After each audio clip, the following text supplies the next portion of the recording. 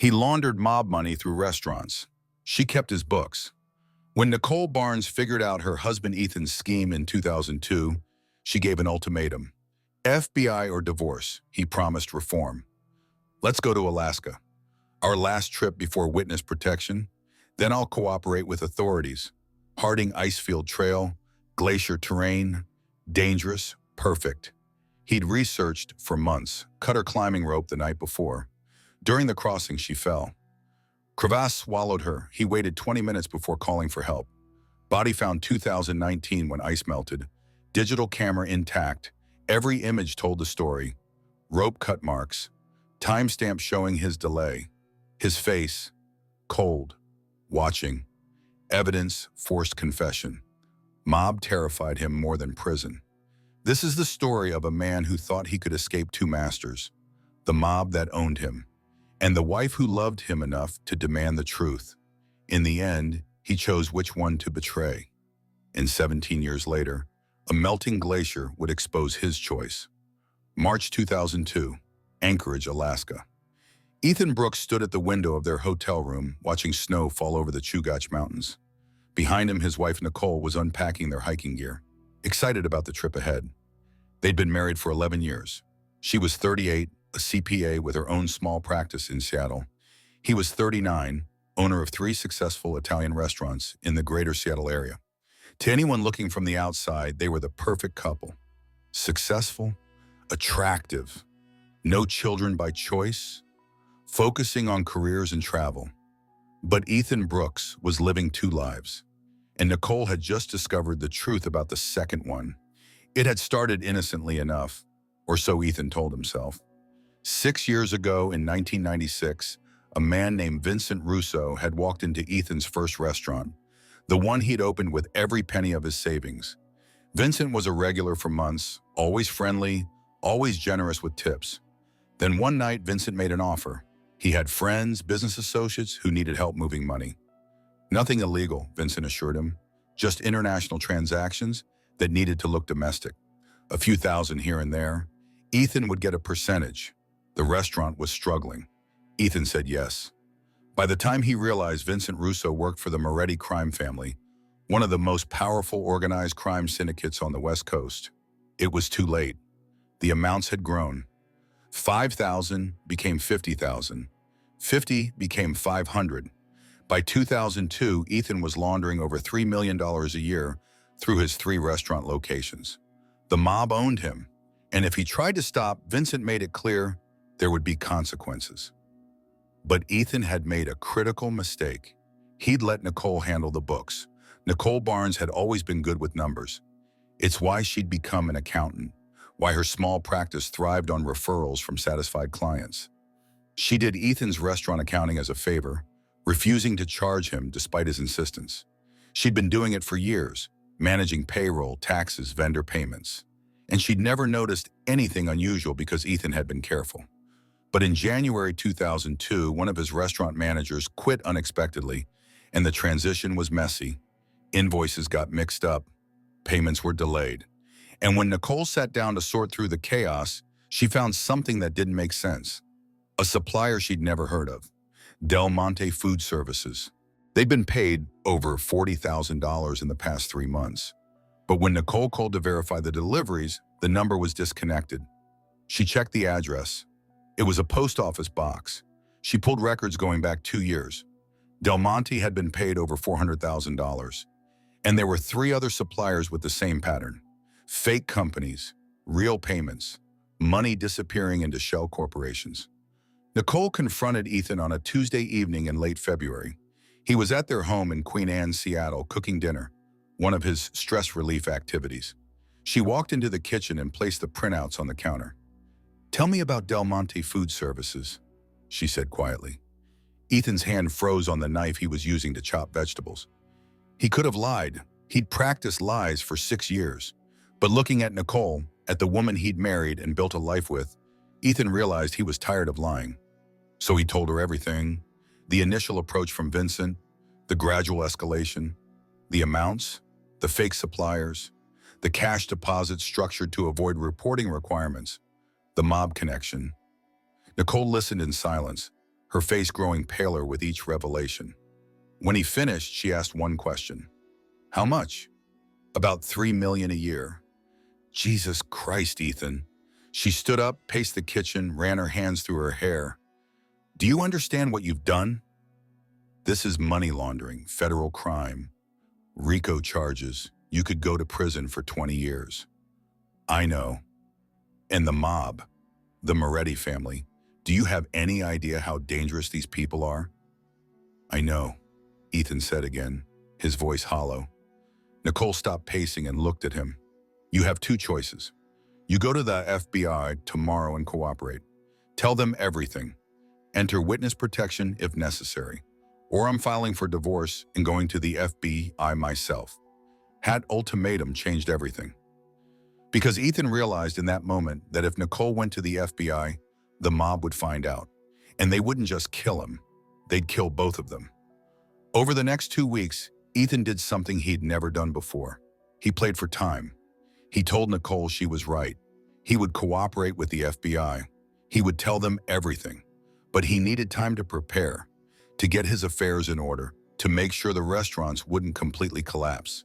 Nicole was suspicious, but ultimately agreed to give him 30 days. 30 days, Ethan, then we go to the FBI together. He nodded, 30 days. But Ethan wasn't planning to go to the FBI. He was planning something else entirely. He'd been thinking about it since the moment Nicole gave him the ultimatum. There was only one way to guarantee the mob wouldn't kill him for exposing their operation. Make sure the exposure never happened, and there was only one person who could expose him. During those 2 weeks, Ethan started researching. Late at night when Nicole was asleep, he'd be on his computer, searching for remote hiking locations, places with dangerous terrain, places where accidents happened. He found dozens of cases, hikers who fell, climbers who died in crevasses, search and rescue operations that took days or weeks, bodies that were never recovered, and he found the perfect location. Harding Icefield Trail in Alaska's Kenai Fjords National Park, 8 miles each way, elevation gain of 3,000 feet, glacier crossings, crevasses, remote, deadly if you weren't prepared. And even if you were, accidents happen. Ethan proposed the trip on the 3rd week of February. Nicole, I've been thinking, before we go to the FBI, before everything changes, I want to take you somewhere. Just you and me. Alaska. We've always talked about going. Let's do it now. Our last trip before witness protection, before our lives get turned upside down. Nicole hesitated. Ethan, we need to go to the FBI. I know, and we will. I promise. March 15th. But give me this. Give us this. One last memory before everything falls apart. She studied his face. He looked sincere, vulnerable. The man she'd married, not the criminal she'd discovered. Okay, she said finally. 1 week in Alaska. Then we face this together. Ethan hugged her, and over her shoulder, his expression was cold, calculating.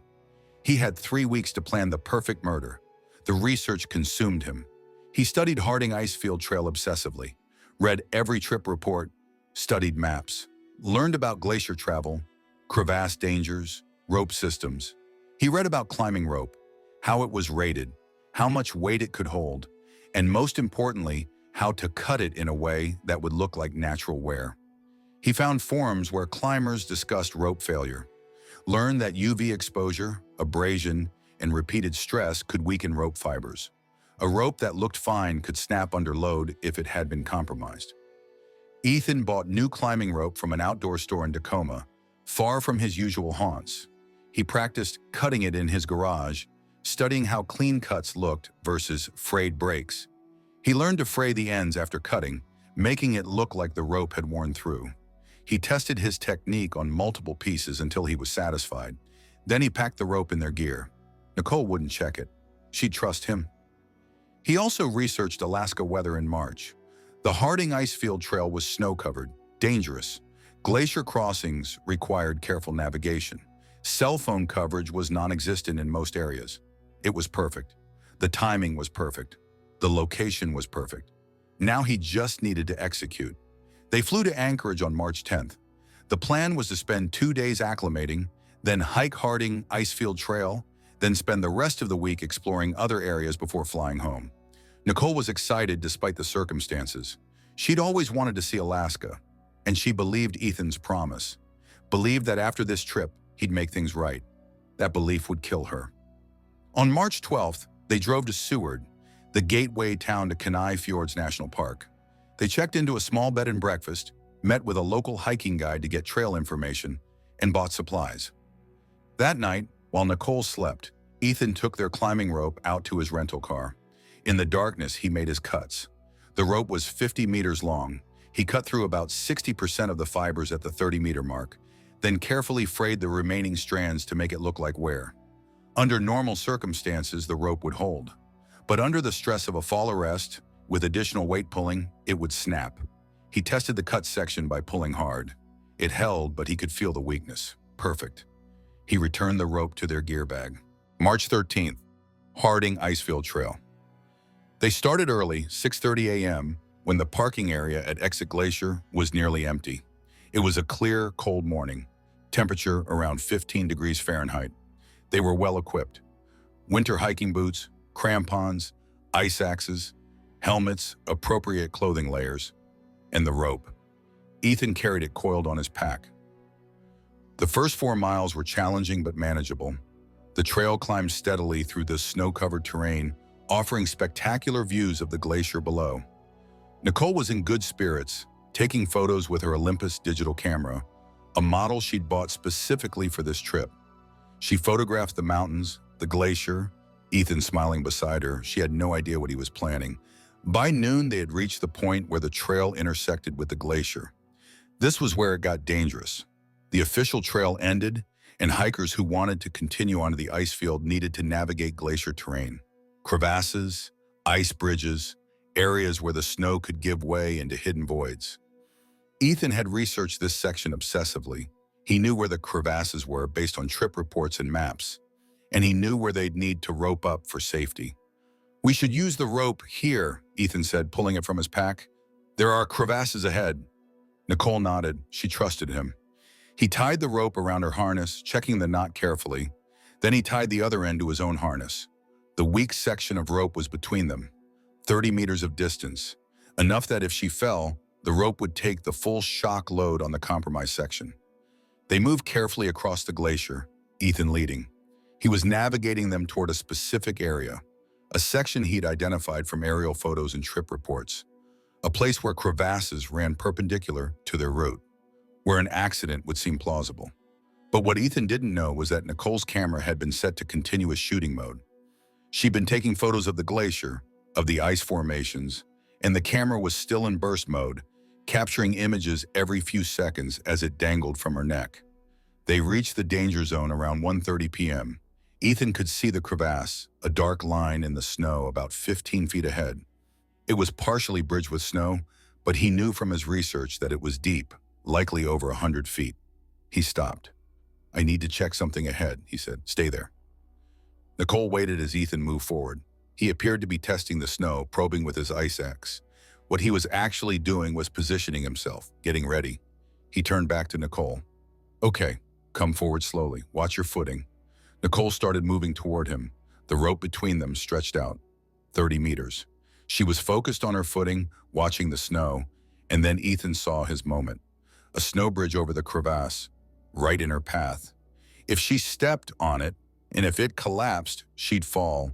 And if the rope was already weakened, it would snap. He didn't have to push her. He just had to make sure she walked into the trap. "A little to your right," he called out. Nicole adjusted her path. 1 step, 2, she was on the snow bridge. And then Ethan heard the sound, a crack, the snow collapsing. Nicole's scream. She fell through the bridge, disappearing into the crevasse. The rope snapped tight. For a fraction of a second, it held. Ethan felt the pull, braced himself, and then the rope broke. The compromised section failed exactly as he'd planned. Nicole fell. Ethan stood there, staring at the broken end of the rope in his hands, listening. There was no sound from the crevasse, no screams, nothing. He waited. 1 minute, 2, 5, 10.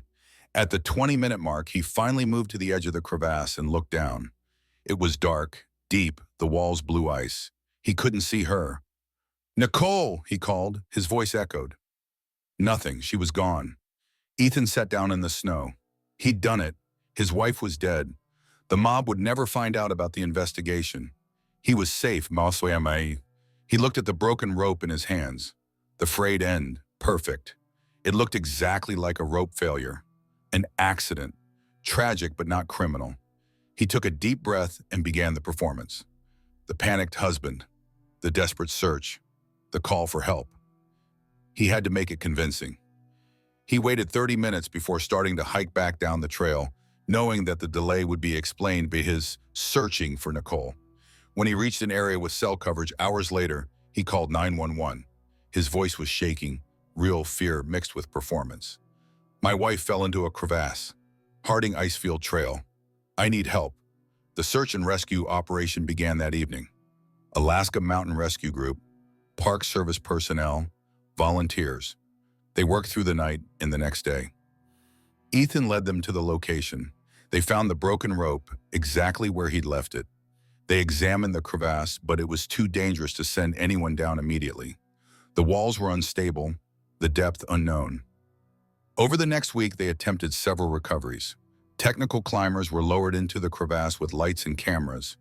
They found evidence of impact on the walls, suggesting a fall, but no body. The crevasse was deep, the bottom filled with compacted ice and snow from years of accumulation. If Nicole's body was down there, it was buried. By March 20th, the search was suspended. The official determination was that Nicole Barnes had died in a hiking accident, rope failure during a glacier crossing. Her body was believed to be in the crevasse, unrecoverable due to technical and safety constraints. Ethan played the grieving husband perfectly. He gave interviews to local Alaska news, describing the tragedy, thanking the search teams. He cried on camera. Some of those tears were real, because despite everything, despite what he'd done, part of him had loved Nicole. But survival was stronger than love. Ethan returned to Seattle. He filed a death certificate in absentia, collected her life insurance, sold her CPA practice, closed her accounts. The restaurants continued operating. The money laundering continued. The mob never knew how close they'd come to exposure. Vincent Russo expressed condolences at Nicole's memorial service. Ethan thanked him, stone-faced. Life went on. Ethan dated other women over the years. Never seriously, never remarried. He told himself he was honoring Nicole's memory. Really, he just couldn't risk someone else getting close enough to discover his secrets. The years passed. 2002 became 2005, then 2010, then 2015. Ethan aged. The restaurants were successful. The mob still used him, though the Moretti family's power had waned over the years. Federal prosecutions had taken down many of the old guard. Vincent Russo died of a heart attack in 2011. The new contacts were younger, less connected to Ethan personally. He was just a tool to them. And then 2019 arrived, and with it, the consequences of climate change. Alaska's glaciers were melting at an unprecedented rate. The Harding Icefield, like glaciers across the world, was retreating. Areas that had been covered in ice for decades were suddenly exposed. In July 2019, a group of climatologists studying glacier melt patterns in Kenai Fjords National Park made an unexpected discovery. At the base of a crevasse that had partially collapsed due to ice loss, they found human remains, partially preserved by ice, partially exposed. And next to the remains, a backpack with an Olympus digital camera inside, sealed in a waterproof bag. The National Park Service contacted Alaska State Troopers. The remains were recovered and transported to Anchorage for examination. Within days, dental records confirmed the identity. Nicole Barnes, missing since March 2002, 17 years. The case had been closed as an accidental death. But now investigators had something they didn't have before. A body and possibly evidence. The camera was sent to the Alaska Bureau of Investigation's Digital Forensics Unit. Senior investigator Samantha Ward, a veteran of 20 years in law enforcement, led the examination. The camera had been in the ice for 17 years. The plastic casing was intact, but would the storage card have survived? Would any data be recoverable? The forensics team worked carefully. They removed the memory card, a compact flashcard common in 2002 digital cameras.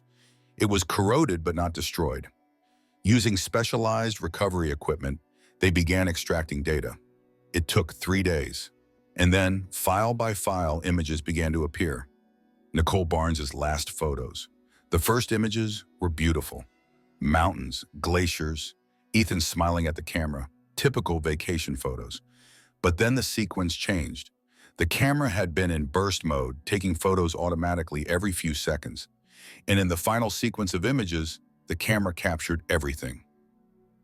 Image 47, Ethan and Nicole roped together approaching the glacier crossing, both smiling.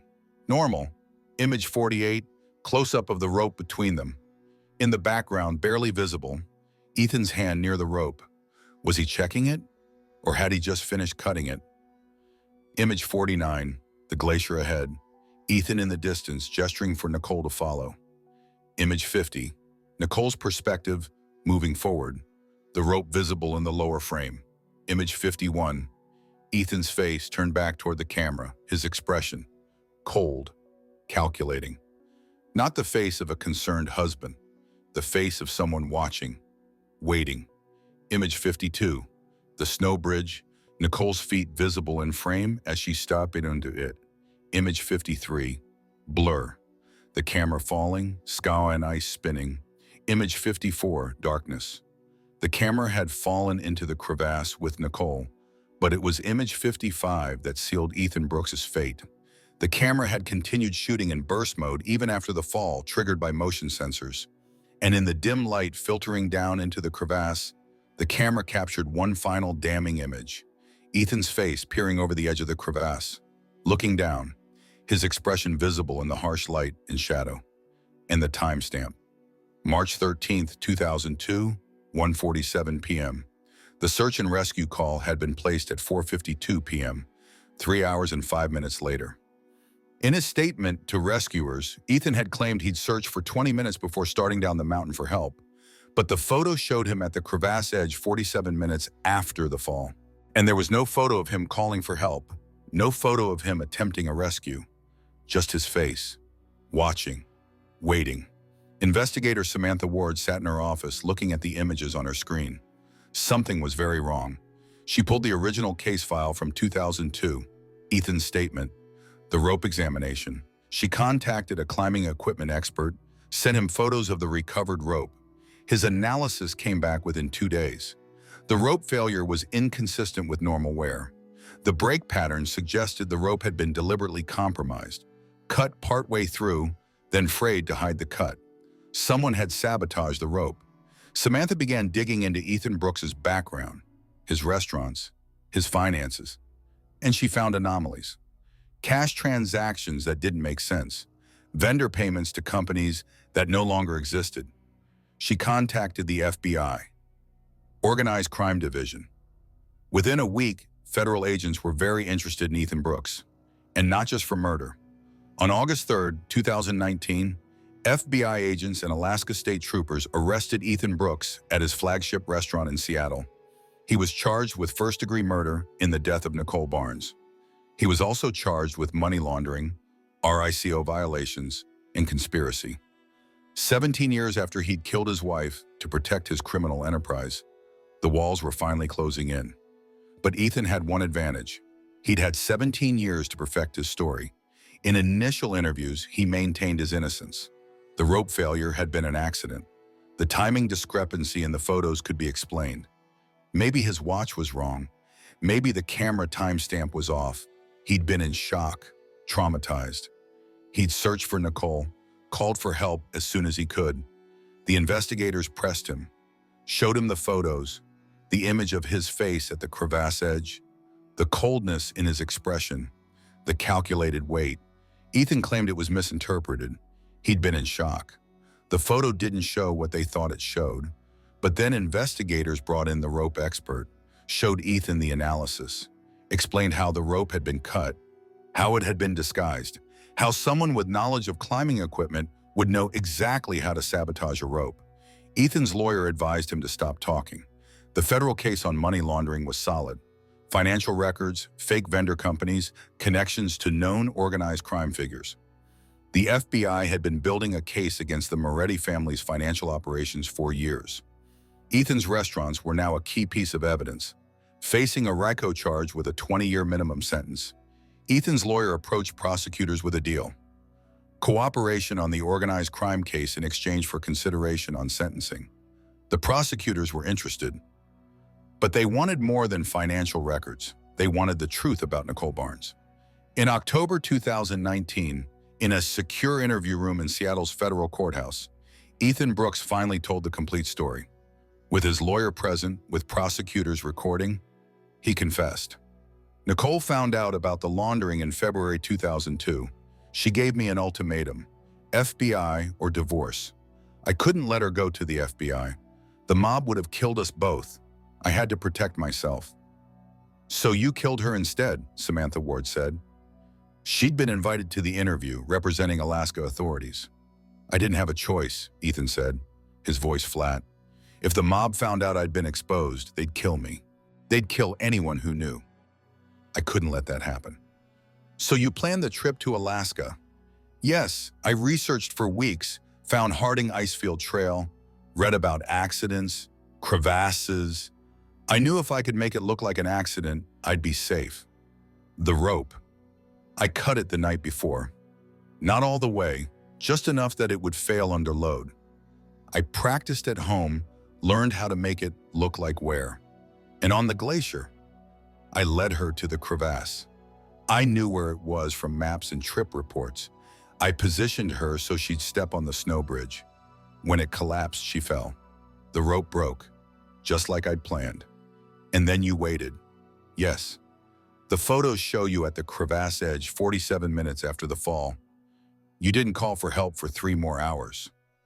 Why? Ethan stared at the table. I had to make sure. I couldn't risk her surviving, being rescued. If she lived, she'd tell the truth.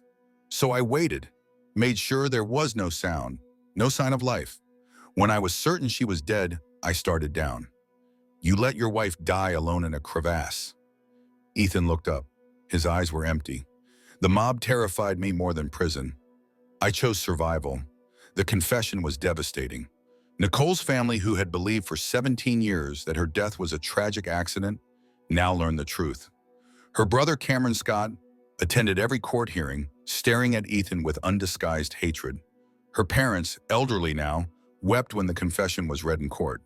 In December 2019, Ethan Brooks pleaded guilty to first-degree murder and multiple federal charges. In exchange for his cooperation on the organized crime case, he received a sentence of life in prison without parole, rather than facing the death penalty. The federal money laundering case helped dismantle what remained of the Moretti family's operations on the West Coast. Dozens of associates were arrested. Millions in assets were seized. Ethan's restaurants were closed, sold, the proceeds going to restitution. But for Nicole Barnes's family, no amount of justice could bring her back. At the sentencing hearing, Cameron Scott gave a victim impact statement. My sister trusted you. She loved you. She believed you when you promised to make things right, and you used that trust to lead her to her death. You planned it. You executed it. You let her die alone, and then you lived free for 17 years while we mourned an accident. You don't deserve mercy. You don't deserve anything but the knowledge that you'll die in prison, forgotten, while Nicole's memory lives on. Ethan had nothing to say. He sat at the defense table staring straight ahead as the judge imposed the sentence. Life without parole. He was transferred to United States Penitentiary, Leavenworth, where he would spend the rest of his life. The camera that captured the truth, Nicole's Olympus digital camera, was preserved as evidence. After the trial, Alaska authorities offered it to Nicole's family. Her brother accepted it. I want to see the photos, Cameron said. All of them, the ones from before, when she was happy. Investigator Samantha Ward personally transferred the camera to the family. She'd seen too many cases where justice came too late or not at all. This one had taken 17 years. But at least it came. Nicole Barnes was finally laid to rest in Seattle's Lakeview Cemetery, near her parents' home. Her headstone read, "Beloved daughter and sister. Taken too soon. Truth delayed but never denied." The story became a cautionary tale in law enforcement circles. The case that was solved by climate change. If the glaciers hadn't melted, if the crevasse hadn't opened, Nicole's body might never have been found. The truth might have stayed buried forever. It also highlighted the power of digital evidence. In 2002, digital cameras were relatively new technology. Many people didn't understand that data could survive extreme conditions, that photos could tell stories even when the photographer was gone. For Ethan Brooks, prison life was harsh. A former restaurant owner, a money launderer for the mob, he had no friends inside. The mob viewed him as a rat, someone who'd cooperated with the FBI. Other inmates viewed him as a wife killer, one of the lowest categories in prison hierarchy. He spent most of his time in protective custody, isolated for his own safety. In a strange irony, the witness protection Nicole had believed they'd entered together, Ethan now experienced a version of it. Isolated, hidden, protected from the very people whose money he'd once laundered. But unlike witness protection, he would never leave, never start a new life, never be free. Samantha Ward retired from Alaska State Troopers in 2022, 3 years after solving the Brooks case. When asked about her most memorable investigation, she always mentioned Nicole Barnes. It's rare to see a case this cold get solved. 17 years is a long time. Most of the physical evidence was gone, but that camera survived. Technology preserved the truth when everything else failed. She kept a photo on her desk in retirement. Not from the case file, but one of the early images from Nicole's camera. Nicole and Ethan smiling together on the Harding Icefield Trail, hours before he killed her. "It reminds me why I did this job," Samantha said. "That woman in the photo had no idea what was coming. She trusted the man beside her, and he betrayed that trust in the worst way possible." But even after 17 years, even from beyond the grave, she got justice. The camera she carried told her story, and we listened. For researchers studying climate change's effects on Alaska's glaciers, the Brooks case became an unexpected data point. As glaciers retreated, they were exposing not just geological evidence, but human stories. Other remains were being found, other mysteries potentially solved. The Harding Icefield continued its retreat year by year. The crevasse where Nicole died was fully exposed now, no longer hidden under ice. Hikers who passed by it, if they knew the story, would stop and look down into the darkness. Some left flowers, some took photos. All of them thought about how fragile life was, how quickly a beautiful hike could turn tragic, how the person you trusted most could be the most dangerous. The trail remained open. The Park Service installed better warning signs about glacier dangers, but they couldn't eliminate risk. That was the nature of wilderness. Beautiful, dangerous, unforgiving. Ethan Brooks would die in prison. He was 60 years old when sentenced, and barring medical miracles, he'd never see freedom again. The mob connections that had once seemed so important, so worth protecting, had evaporated. The Moretti family was defunct. The people he'd feared were dead or imprisoned, and the woman who'd threatened to expose it all was vindicated. Nicole Barnes had tried to do the right thing, demand accountability, insist on justice, and it had cost her everything. But 17 years later, a melting glacier gave her a voice. A digital camera became her witness. And a cold case detective listened to what the evidence was saying. This case reminds us that evidence can survive in unexpected ways. That technology we take for granted, like a digital camera, can preserve truth far longer than we imagine. It reminds us that climate change, while devastating in so many ways, occasionally reveals secrets long hidden. And it reminds us that betrayal comes in many forms. Ethan Brooks didn't betray Nicole in a moment of passion or sudden rage. He planned her death methodically over weeks. He researched, he practiced. He manipulated her love and trust to lead her to a remote location where he could kill her and make it look like an accident. For 17 years, he lived with that secret. For 17 years, he walked free while Nicole's family mourned what they believed was a tragic accident. But secrets don't stay buried forever. Even when they're literally buried under a glacier, the truth has a way of surfacing. Sometimes it takes time. Sometimes it takes unusual circumstances. But it surfaces, and when it does, justice follows. If this story impacted you, please take a moment to subscribe to our channel. We cover cold cases like this, investigations that take years or decades to solve, Stories where technology and determination finally bring justice.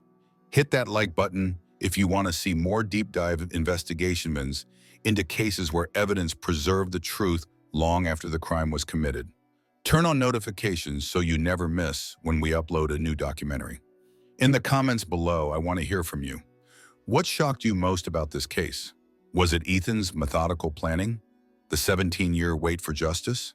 The fact that a digital camera preserved evidence in a glacier? Or the mob connection that drove him to murder?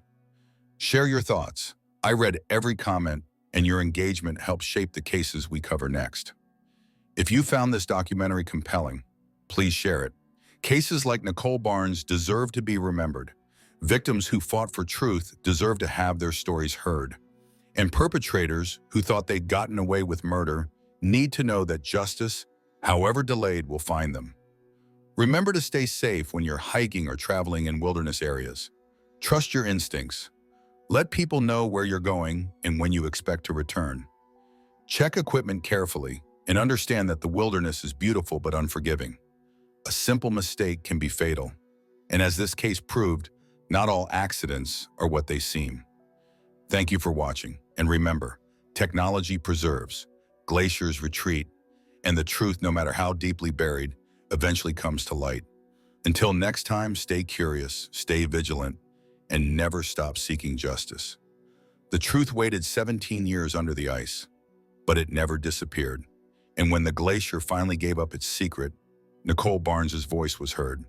Her camera told a story she couldn't, and a killer who thought he'd committed the perfect crime learned that perfection is an illusion. Evidence endures, justice persists, and sometimes it takes a melting glacier and a preserved digital camera to prove that no secret stays buried forever.